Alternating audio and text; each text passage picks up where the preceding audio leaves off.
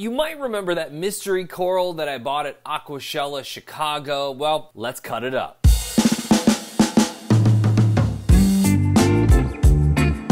What is up, coral people? My name is Remy, and if you're new here, this is the Bahama Llama Coral YouTube channel. Thank you so much to those of you that have subscribed. If you like what you see here, just a reminder, you can always like, subscribe, and hit the bell notification so you're notified whenever I post new content. And I do want to give one big shout out to the Inappropriate Reefer. If you're not subscribed to him, head on over and subscribe to Moki, the Inappropriate Reefer. He just featured me in one of his latest videos, and I am super honored. A lot of new subscribers because of that shout out, so thank you so much.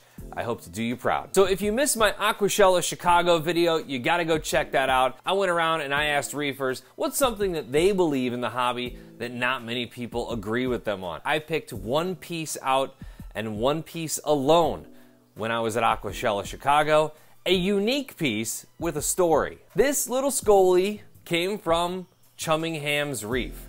Ryan over at Chummingham's Reef is well known for his fragging of Scolys. This Scoly in particular is a second or third generation of the mother, which is weird to say when you're talking about Scolys. And yes, you can frag Scolys. It's totally possible. People do it all the time, but it's one of those things that not everybody talks about. And people aren't chomping at the bit to slice and dice their Scoly because they usually are pretty expensive. The single color ones can go for right around $100, maybe a little bit less than that. You can get a good deal on them. But once you get into the bleeding apples, the war paints, the master Scolymias, then you get into a very high priced piece, and nobody wants to take a saw to a very high priced piece not knowing if it's going to recover. So I've had this piece since Aquashella, which was in September, so it's been with me for about 3 or 4 months now. And as you can see, it doesn't grow very fast. Another reason why people don't want to frag their Scolys, because they don't want a bunch of little tiny little Scolys hanging out in their tank. If you're getting a Scoly, it's usually because you want a showpiece. So this piece is only about the size of a $50, and it's weird to think that it is prime time, ready for the saw. I mean, right when I bought it, Ryan over at Chummingham's Reef was like, it's ready to saw right now. I don't have a saw, so we're gonna have to go to my local fish store, which is the Corner Reef in South County, near St. Louis. We're gonna have to go over there and use their saw for one cut. I've already talked to the owner, Steve. He's cool about it. And I figured there really is no better person to ask about how to go about doing this than Ryan from Chummingham's Reef. Let's go ahead and get him on the phone. So Ryan, the guy I bought it from, is gonna teach us all how to frag Scolys. Let's go ahead and let's give him a call. Hey Remy, how are you, man? What up? What's up, dude? How's Pedro? I see Pedro there. Pedro's here for the ride. We are in my fish room here, just hanging out. So I'm about ready to frag this little Scoly that I bought from you, and I'm a little nervous about it, and I was kind of hoping you could like run me through that process so I can calm my nerves a little bit. Absolutely, man. That's what I'm here for. I've done this a bunch of times, so let me actually just flip this phone around here, and then get my little handy dandy Orphic filter on here. I've selected a couple of Scolys here for you guys to take a look at and put them in the Sen Reef photo booth here. These are just kind of hard for me to focus here, but a couple F1 and F2, F3 generations. There's even a grafted Scoly. So to answer Remy's question here, about whether or not, like how to go about appropriately fragging these Scolys, I have a pretty nice one that's up to be cut again. You want to wait for it to be ideally rounded out like this for at least, a couple weeks before you want to slice it again.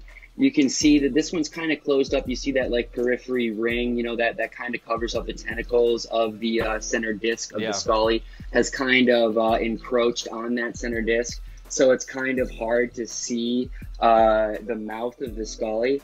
Ideally what you want to do is actually wait for the Scoly to open up a little bit. And when you pick out your line, it doesn't matter if you're cutting it perpendicular to the mouth or parallel to the mouth. All you really want is to just make sure that you get part of the mouth in the incision. All right, so you're going to want to go through as much of the middle of the Scoly as possible. And then after that, what I like to do is I like to have a couple of these, you know, HDX, whatever, 2-quart or however many of these things are. I fill this up halfway. I give it about 15 milliliters of this stuff, witch hazel. You can get this at Walgreens or CVS. Leave that in there for 15 minutes. After that, give it a little swirl. Then I'll throw it over here into this other HDX container, half full, with about 6 drops of iodine. What I'm doing is just trying to decontaminate the Scoly and make sure that it's primed to go back into the system and has the best chance of survival, because if anything's going to take it down, it's number one, it didn't get a piece of the mouth into the Scoly, or number two, it got hit by a bacterial infection after it started healing. In about 3 days after cutting it in half, you're going to start seeing some translucent tissue growing over the skeleton of the recently cut specimen. Once that starts to happen, you pretty much know you're good. Is there any kind of strategy on cutting where there's like a specific color line? Do you want to cut? Do you want to make sure you have some can design Scolys like that, and I took this one out because of that, to show you that. So when you make an incision, so if you have like a bleeding apple Scoly and it's mostly green, and then there's one streak of red in it, if you make your incision through that red streak, the pigmentation of the zooxanthellae that grow past that streak, i.e. the other half of that new Scoly half, will take on the pigments of that red streak. But that Scoly is actually a piece of a war paint Scoly where I had just like nicked out that gray that you sometimes see in that. So it's like going to be a gray Scoly. It's going to be really cool. So you can kind of design them like that based on like where you make your incision. So what you're saying is don't be nervous and just make sure you cut through the mouth. Don't be nervous. Make sure you cut through the mouth. Okay? And the good way to know for sure that you've done that is to let the Scoly relax in a low flow situation. Make sure that that center disc is very exposed, like these Scolys.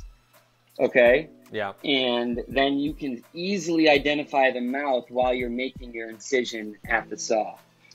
You don't want to miss the mouth. With a size of your Scoly, which is going to be bigger than this one, because this one was actually cut after yours, easy. Should be easy. I'm not saying, you know, I'm not belittling the task, but I have not lost a Scoly frag in about, I can't remember the last time. It's been at least a year. Get it through the mouth, and then after you're done cutting it, you can easily identify whether or not you've gotten the mouth by looking in the center of the Scoly and seeing what I like to call like the gullet.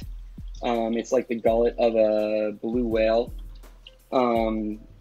It looks exactly like that. Kind of, you see them when mushrooms kind of start like throwing up. They kind of make that gullet. Like you can see, it looks like the underside of a blue whale. Well, I appreciate your help, dude. Your tanks look awesome as usual. I appreciate it, man. My boy. All right, so I just want to make sure that I'm all set and ready to go. I've got a couple containers here. I'm going to transport water in this. We'll eventually use this for the witch hazel, iodine, and then the actual cup that we'll be transporting the frag in. I've got a couple of plugs, some coral glue, and I don't have either iodine or witch hazel, so we're gonna have to go pick up the witch hazel from CVS, and then we'll go to the local fish store, we'll go to the Corner Reef, and they've got some lugals there that we can use some iodine, so we'll just purchase that from the local fish store and then go ahead and make our cut.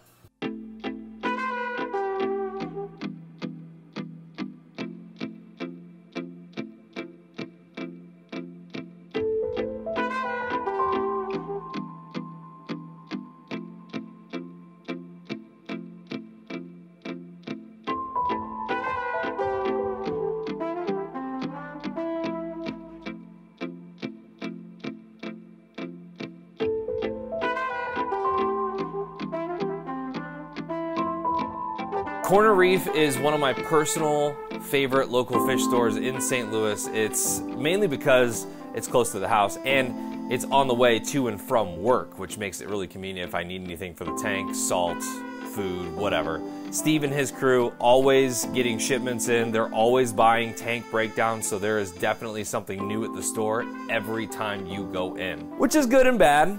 Good because my tank likes new stuff, but bad because, well, the wallet takes a little bit of a beating. Now, I told you I was a little bit stressed about this, and when I got there, I literally set up the camera and I had forgot the memory card for the camera, so I just had to use my phone.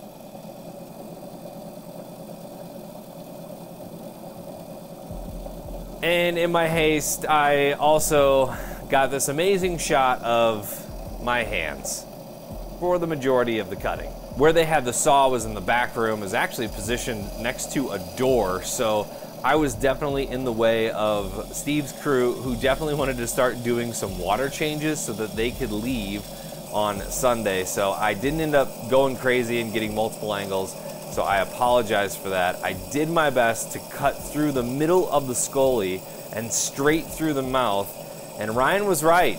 When you go to frag the flesh that's contracted, the mouth is almost impossible to see.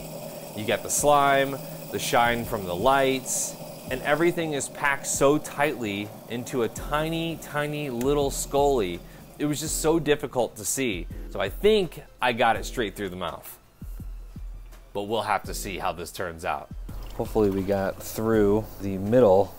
It's gonna be I'm a little nervous about it right now because the mouth is a lot harder to see once it's contracted. So hopefully we're through the middle. You can see it's sliming up right now. And we'll let this sit for about 15 minutes in the witch hazel and then move it over to here. We'll put some lugels in there and then we'll take these guys home. So it's been sitting in the witch hazel for about 7 minutes now. I think it's okay. It's sliming up, obviously stressed out now. And I just poured some of the lugol solution in here, 6 drops in this container, and we'll go ahead and move them over into the lugol solution here in about 6 or 7 minutes. All right, so we successfully cut the Scoly in half. I was a little surprised at how hard the mouth is to see when it's contracted, like when they get upset, you know, when they're out of the water or whatever. And so I think I got it. But I do want to thank the Corner Reef for letting me come on in and use their saw for a cut. If you've got a local fish store that's as cool as they are, then you are very lucky. Let's go back home. What did I just do? It's like taking a $100 bill and slicing it down the middle. But over time, the other half of each of those sections starts to regrow again. And in the end, from one Scoly, or one $100 bill, you now have 2 Scolys and 2 $100 bills. Who says money doesn't grow on trees? Or coral, or whatever. Now, I don't plan on selling these, but you get the point. I would love to see how many times I can successfully frag this and make my own lineage of this Scoly. My fingers are definitely crossed on that one. If you want to learn how to frag Scolys, Ryan from Chummingham's Reef actually did a how to frag Scolys on his YouTube channel, and I'll link that in the description. It's also above too. And also, I just recently watched a video with Chris Kaz over at OSA Choice, over at their new frag farm.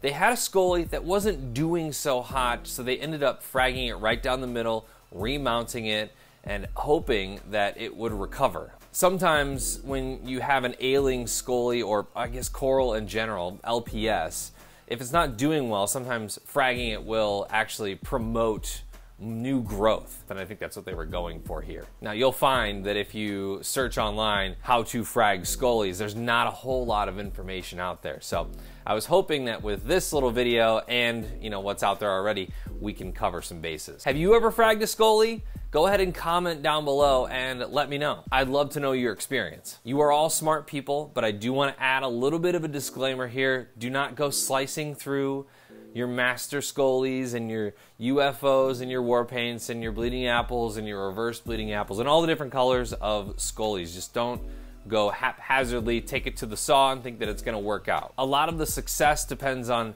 how mature the Scoly is and how well you slice through the mouth and the actual physical size of the Scoly. Younger Scolies tend to have more elasticity so they can grow. If you have any questions, you can always reach out to Ryan from Chummingham's Reef or Chris Kaz or Scott Crow over at OSA. All experts in their field, they know exactly what they're doing, and they can help you out. I know it's easy to see dollar signs and you think you can make a lot of money when you just slice up all your Scolies into frags and sell them at the frag swap or whatever, but just be smart about it. Do your research before you just go chopping into your coral. I will certainly keep you posted on the progress of my frag Scoly. This is an image of what they look like today. This is about 3 days after the frag session, and it looks like I got it through the mouth. I'm starting to see some of those feeder tentacles come out. You know how you see on a fully grown, mature Scoly, you can see the feeder tentacles coming out on one piece for sure, and on the smaller piece, I think I see one or two, which would lead me to believe that I was so afraid of getting a slice through the mouth that I actually did accomplish that. So we should have 2 viable frags of this Scoly, but like I said, I will keep you posted as we go along. Follow me on Instagram. It's Bahama Llama Coral on Instagram. And of course, we'll always have a part 2 update video to this with some more details. Scolymia cunis. And now if I ever get a tattoo, I'll have some witch hazel. If you have tattoos, you've probably used this because it helps with skin irritants such as insect bites, minor cuts, and minor scrapes. And the smell of this, oh, you will never get this out of your scent memory, I promise you. I'm excited for the next couple weeks. We've got some cool videos coming out. I have a giant box of coral coming to the house this week. We'll unbox that in a couple days. Very excited about it. If you like this video, go ahead and leave a comment, like, subscribe, hit the bell notification so you're notified whenever I upload new content, and watch some more videos. Here they are. Woo! It's like magic. It's not magic, Remy. Okay. All right. Oh, I'm sorry, I didn't shave for this.